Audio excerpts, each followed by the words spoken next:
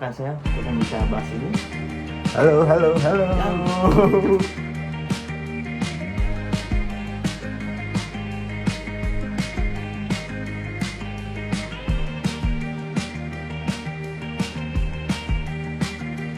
Ya baik, perkenalkan nama saya adalah Fadil Akbar dengan NRP 2321668. Di sini saya sebagai host dalam talk show. Dalam temanya adalah pentingnya penerapan kebijakan satu peta dalam pemetaan dasar untuk penyelesaian sengketa lahan. Nah, buat teman-teman atau bapak dosen di sini ingin lebih tahu mengenai penerapan kebijakan satu peta ini, saya akan diskusi dan membawakan saya. Silakan ke sini rekan saya untuk membicara bahas ini. Halo, halo, halo. Ya. Beliau adalah Saya Akbar Muhammad Aflan, RP Akbar 23 Muhammad 2021. bagaimana sehat? Alhamdulillah, gimana pada poin sehat? Alhamdulillah sehat. Jadi ini sangat menarik untuk pembahasan Ya. podcast sekarang. Sebelumnya kita membahas juga kan, masih ingat? Tentang kebijakan satu peta masih. Ya, sekarang pun kita akan membahas kebijakan satu peta, tapi spesifik dalam lagi. pemetaan kadastralnya untuk penyelesaian sengketa lahan. Berarti lebih spesifik lagi ya? Ya, tentunya kita akan lebih spesifik lagi dari yang minggu kemarin. Oke. Sebelum berbincang-bincang, kita yang hal-hal dasar dulu aja yang kita Dasarnya bahas. dulu. Menurut pandangan Akbar itu apa itu one map policy itu sih? One map policy berarti itu kan kebijakan satu peta ya. Ya, betul. Apalagi kalau misalnya peta kadastral, untuk itu tuh berarti mereka proses penyederhanaan informasi geospasial untuk seluruh wilayah. Jadi karena misalnya kita ada 34 provinsi nih. Nah, langkah-langkah awalnya berarti dia membuat peta tunggal dulu di setiap provinsinya, bisa dimulai dari desa, kecamatan, kota, baru ke provinsi. Nah, itu nanti disederhanain si informasi geospasialnya untuk nyiptain satu referensi. Jadi semuanya itu atribut-atributnya semua itu udah masuk ke dalam peta tersebut. Baik itu mau dari informasi tentang bidang yang dari BPN mungkin, atau yang dari PTPN itu perhutani, nah seperti itu. Jadi mereka itu dibuat menjadi satu peta untuk mengurangi tentang permasalahan tumpang tindih yang sering terjadi di negeri ini lah. Berarti untuk pembuatannya itu bertahap berarti Ya, yang dari betul. desa dulu kita kumpulkan lanjut ke provinsi. Ya, betul. Nanti ke provinsi lainnya. Ya. Pokoknya dari Sabang sampai Merauke. Ya, langsung 34 provinsi. Jadi itu tuh bertujuannya untuk menciptain yang tadi satu referensi yang akurat untuk memperbaiki kualitas data tata ruang untuk penyusunan peta tematik lainnya. Oh, ya. Untuk itu one map policy ini apakah pernah diusulkan nggak sih di Indonesia ini? Boomingnya kapan? Atau pernah dibuat atau direncanakan gitu? Setahu saya sih ya, untuk waktu itu saya pernah baca-baca untuk one map policy ini pada zaman periode Presiden Bapak Bambang Susilo Bambang Yudhoyono, Yudhoyono ya, Bapak SBY. Itu di peraturan Presiden nomor 9 tahun 2016 itu mulai diusulin. Terus kemarin 2021 itu diperbaruin lagi di peraturan Presiden nomor 23 tahun 2021. Itu pas zamannya Bapak Jokowi berarti ya. Jokowi berarti dari Pak SBY itu sudah diusulin. Iya, udah Tapi diusulin. sama sekali belum terrealisasikan berarti. Untuk terrealisasikan belum, cuman untuk proses sudah. Udah proses sudah. Udah ada beberapa provinsi yang sudah membuat peta tunggal kalau nggak salah, saya dengar dari teman-teman saya kemarin. Karena ini belum rampung oleh Pak Jokowi itu dilanjutkan di tahun 2021 kemarin gitu. Lebih tepatnya jadi peraturan-peraturannya tuh ada yang diperbaruin lagi. Itu tuh kalau nggak salah di upgrade lagi, ada yang ditambahin lagi kalau nggak salah, di penyempurnaan lah. Kurang lebih kayak penyempurnaan lagi. Baik. Dalam lembaga yang terkait apa aja ya kalau misalnya kita akan membuat one map policy ini? Kalau lembaga yang terkait itu ada banyak, sekitar 24 kementerian yang mencakup 34 provinsi. Di antaranya kalau misalnya yang kita kenal biasanya ada BIG, Ya, ada si BIG. BPN, Kementerian ATR. BPN itu Pasti ya. itu sama Perhutani, Kementerian Perhutani itu biasanya 3 itu yang selalu ya terkena imbas kalau misalnya kita ngebahas kebijakan satu peta. 3 itu pasti kena sih, pasti kena kebahas. Karena kemarin nih, bahasan kita kemarin Ya tuh itu juga kemarin kan ya, karena dari data BIG, BPN maupun Perhutani itu beda. berbeda gitu, Nah, masih makanya- belum sinkron. Iya, makanya itulah kebijakan satu peta ini dibutuhin gitu buat sinkronin semuanya, disederhanain lagi. Jadi untuk lembaga-lembaga terkait otomatis ya mereka lah, Iya, karena mereka yang punya data tersebut juga mereka kan. yang lebih ininya mah mereka tuh apa ya? Founder apa ya? Pemeran pentingnya lah. Mereka lah pemeran penting Ya, di ya, paham. kebijakan peta ini. Nah, setelah kita ngetahui nih polisi itu manfaatnya seperti apa, yang terkaitnya apa aja, lembaga yang terlibatnya siapa aja, tantangan kedepannya itu apa ya? Yang terbesar itu ada di mana? Yang paling berat itu ada di koordinasi antar instansi yang pernah kita bahas sebelumnya. Ya, pasti Di itu tantangan ATM. satu ya. Yang paling utama itu di situ pernah dibahas di video sebelumnya bahwa ya PTPN sama BPN Perhutani sama BPN pasti selalu ya rumit lah kalau misalnya masalah batas. Biasanya kan kalau misalnya ada PT-PT swasta yang mengajukan untuk perpanjangan HGU dan berbatasan dengan Perhutani, itu pasti ada orang Perhutani yang turun tangan langsung buat memastikan bahwa batas tanahnya mereka itu nggak keambil gitu sama PT swasta, karena takutnya nanti malah jadi tumpang tindih dan jadi sengketa lahan dan ya ntar ke hukum lah jatuhnya. Terus itu tuh harus ada juga ketersediaan data yang akurat. Nah, Itu diantaranya yaitu peta-peta tematik tadi itu harus sudah lengkap. Kalau BPN kemarin udah mulai membuat peta desa lengkap dan peta kota lengkap. Kedepannya mungkin kalau nggak salah lagi proses peta kecamatan lengkap. Terus ada juga negosiasi batas tanah. Nah, untuk negosiasi batas tanah ini sendiri gak cuma antar instansi tapi juga antar masyarakat ya. Ya untuk kalau misalnya teman-teman yang pernah mengetahui adanya red zone di sini bukan red zone kayak PUBG ya. Jadi red zone di sini tuh adalah tanah-tanah yang rumit gitu. Kalau sepengalaman saya kemarin, saya juga kan asisten dosen di lab survei pemetaan. Itu di pas matkul JKG kemarin, kita itu kan harus cari lahan buat nanam patok kan. ya. Nah, itu pas pengajuan ke desa ke Mekarsaluyuk, mereka itu langsung nge-request ke kita minta persil dari desa Mekarsaluyuk. Padahal itu kan kebijakannya dari BPN untuk mengeluarkan persil itu ya, buat yang ngasih lihat lah ini persilnya desa Mekarsaluyuk kayak gimana.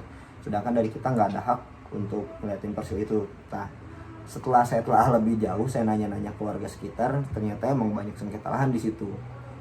Jadi karena ketidak satu petaannya dan ya banyak orang bermain di situ, jadi ya petanya acak-acakan lah. Lalu ada pembiayaan. Padahal itu masih dalam kota Bandung gitu ya.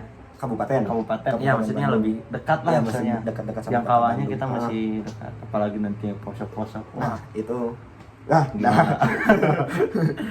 Oke, itu mengenai batas lahan. Yang keempat apa nih? ada standarisasi data. Jadi datanya itu harus sama, semuanya standarnya sama. Jangan yang dari lembaga mana standarnya A, dari lembaga mana standarnya B. Nah itu jangan sampai terjadi ketika melaksanakan kebijakan satu peta. Namanya juga kebijakan satu peta, warna polisi, satu peraturan semuanya. Jadi satu standar juga. Kayak gitu. Satu komando, satu Iya, garis seperti iya, betul. Oke, setelah mengenai negosiasi batas tanah, berarti masih ada nih indikasi bahwa adanya tumpang tindih atau sengketa yang lahan yang terjadi di Indonesia berarti ya? Masih ada. Masih yang Kabupaten Bandung Kabupaten aja masih Bandung ada. aja masih ada. Kalau nggak salah kota Bandung juga masih ada, karena Ya ada beberapa kasus atau study case yang pernah saya dapetin ketika saya ya selama saya libur saya kadang ngambil ikut kerjaan Di BPN juga ya? ya Ya. di instansi itu. Terkadang ada beberapa pemohon yang nanya kenapa tanah saya nggak bisa nggak bisa dijadiin sertifikat, padahal tanah itu tuh merupakan tanah adat yang belum pernah disertifikatkan gitu dari keluarganya. Ternyata ketika pemohonnya ngomong langsung itu ada sebuah bidang tanah yang muncul di lokasi tersebut. Nah itu yang nantinya malah jadi sengketa lahan, di mana yang pemilik bidang persilnya aja dulu, misalnya bidang persil itu ya tanah itu dimiliki sama Dapoy nih. Ya. Nah tapi secara di BPN itu kepemilikannya atas nama saya. Nah itu bakal jadi sengketa yang melanjut ke hukum, di mana bakal jadi perebutan hak atas tanah di tanah tersebut kayak gitu. Rumit berarti ya kalau misalnya atas rumit. nama siapa, ini siapa yang punya siapa. Wah apalagi kalau misalnya di daerah wisata lah, itu biasanya bukan warga asli yang punya, orang Jakarta, orang Bogor, orang Bekasi, Ya, paham. orang-orang pengusaha semua yang punya. Jadi agak sulit untuk manggil-manggilnya gitu. Oke, berarti terkait dengan negosiasi batas tanah, juga koordinasi antar instansi 2 poin tersebut sangat berkesinambungan berarti ya, bahkan sangat sensitif gitu. Ya. Bisa dibilang sensitif. Terus bagaimana kebijakan satu peta ini dapat mendukung percepatan penetapan batas? Apakah itu batas bidang masyarakat atau batas bidang suatu instansi? Nah sebenarnya kalau misalnya batas suatu instansi itu hanya pada di perhutannya doang ya. Batas-batas hutan atau biasanya kalau PTPN kebun teh itu kan punya perhutani. Ya, itu. Nah untuk misalnya batas bidang masyarakat, nah itu baru mereka selisihnya antara sama masyarakat lagi, atau lebih memilih berselisih juga sama ya tadi perhutani, karena nggak sedikit orang yang kekeh ketika mereka jual beli tanah atau pas lagi perpanjang, kok tanah saya mengurang luasnya gitu. Padahal kan ya itu bisa terjadi indikasinya karena bukan batasnya yang kecil, batasnya yang ubah. Ada biasanya kalau misalnya mereka berbatasan sama sungai, itu biasanya terkikis kan si sungai-sungai itu. Kalau sungai-sungai di pedalaman kan mereka belum beton tuh, jadi agak terkikis di situ. Nah itu pasti ada permasalahan di situ. Pertama, yang kedua kalau sama PTPN sama perhutani untuk sengketa lahan sama mereka, ya masyarakat dijamin kalah sih sebenarnya. Tapi kalau misalnya masyarakat sama masyarakat, ya itu balik lagi. Kalau yang setahu saya, setahu saya kalau misalnya masyarakat antar masyarakat itu tuh biasanya kalau kita lihat dari tahun terbit sertifikat tanahnya. Jadi kalau misalnya yang tumpang tindih itu ada 2 atau 3 misalnya. Nah dari 3 ini tuh kita lihat, yang pertama si sertifikat yang A itu tahun terbitnya tahun berapa. Misal sekarang 2024, yang A tahun terbit 2022, yang B tahun terbit 2020. Nah yang C ini biasanya terbit di tahun-tahun lama, antara di 2016 kah, atau bisa aja ada yang di 1999 tapi belum diperbarui lagi, yang atau biasanya belum terplotting bidang-bidangnya tuh. Nah itu yang bakal jadi sengketa, apalagi kalau misalnya antar perusahaan yang mereka nggak mau kalah masalah luas. Karena kalau misalnya mereka udah kekeh, yaitu ke jalur hukum, yaitu kuat-kuat sama lawyernya aja mereka di situ. Udah masuk ke hukum berarti masalah itu. Jadi ada kepastian hukum juga. Nah di situ juga diperlukannya perlindungan hak masyarakat. Itu kalau misalnya terkait untuk yang tadi itu. Oke, baik. Terus sama itu juga harus adanya ya tadi balik lagi satu referensi geospasial sih sama untuk datanya. Jadi kalau misalnya udah satu referensiin, misal kalau nggak salah kemarin yang udah membuat peta tunggak tuh nggak tahu udah selesai nggak tuh, masih proses ya. Itu DKI Jakarta, mereka lagi bikin peta tunggal untuk provinsi mereka sendiri.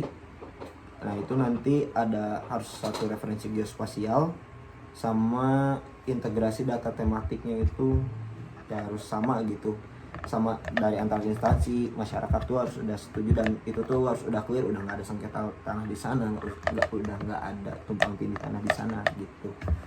Berarti Jakarta udah mulai bergerak. Jakarta udah mulai bergerak kemarin kalau saya dengar. Jadi sesuai dengan tadi yang pertanyaan awal ya sebenarnya, bagaimana si kebijakan satu peta ini untuk nyelesain suatu sengketa lahan itu sangat-sangat approval bagi saya, sangat-sangat mulus. Cuman emang bakal jadi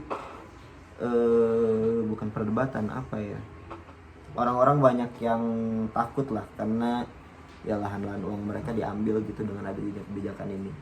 Mereka permainan mafia gitu. Takuti berarti mafia dengan kebijakan satu karena Iyalah, pasti merusak keuangan mereka. Iya. Tapi untuk itu kita sudah tahu kan dengan pergerakan pemerintah, instansi dan juga masyarakat bagaimana, kita sangat mengharapkan kebijakan Marpolis ini terjadi di Indonesia, bukan sih? Betul, Akbar. jadi ya kayak kalau Cina kan udah mulai tuh, saya belum baca lagi. Negara-negara maju atau sudah bisa udah one map polisi kan, mereka itu udah enak. Mereka udah nggak harus ada lagi tumpang tindih, udah nggak ada sengketa lahan antar masyarakat lagi gitu. Yang saya harapin di Indonesia juga kayak gitu, makanya diadainnya si kebijakan satu peta ini. Ya, bagus lah dari Pak Presiden SBY udah mulai ngusulin peta tersebut di 2016 ya, Pak? Iya, di 2016 sampai 2000 sekarang 24 belum Itu terjadi sama sekali. Ya kita harapkan yang terbaik aja untuk betul. negeri kita ini. Semoga kita bisa mendapatkan kebijakan Marpolis ini biar enak ke depannya. Iyalah, enak ke depannya. Ini buat ke semua, buat ke masyarakat, ke instansi yang terkait dalam wilayah, itu sangat enak sekali. Iya, jadi kebijakan satu peta ini kalau misalnya kesalahan bom waktunya nanti kedepannya mereka akan kena akibat usil kita. Nah kalau misalnya dengan one map polisi ini, ya mereka kedepannya lebih enak gitu buat nata-nata ruangnya lagi. Jadi kalau misalnya ada permohonan, ada apa, oh tinggal plot udah aman gitu, udah gak akan ada sengketa lahan lagi, udah gak akan ada tumpang tindih lagi kayak gitu. Iya, betul. Sangat penting pokoknya untuk kebijakan satu peta ini. Ya, kita harapkan yang terbaik lah untuk negeri kita ini, untuk segera terrealisasi dengan baik untuk kedepannya. Entah tahun depan, entah beberapa tahun ke depan, tapi saya harapkan akan terjadi ya. Mungkin bahasan kita cukup sekian saja. Ya siap, saya juga ada talk show lagi. Ada talk show lagi? lagi. Siap, terima kasih untuk hadirannya. Oke, makasih ya. Nanti semua. kita akan Kita coba bincang-bincang lagi untuk membahas tentang kebijakan apa lagi yang akan kita bahas. Tapi untuk dari rekan Akbar dan juga saya cukup di sini untuk kebijakan satu peta dalam pemetaan kadastral. Mohon maaf bila ada salah kata. Saya pamit undur diri. Saya Dafa Akbar. Wassalamualaikum warahmatullahi wabarakatuh.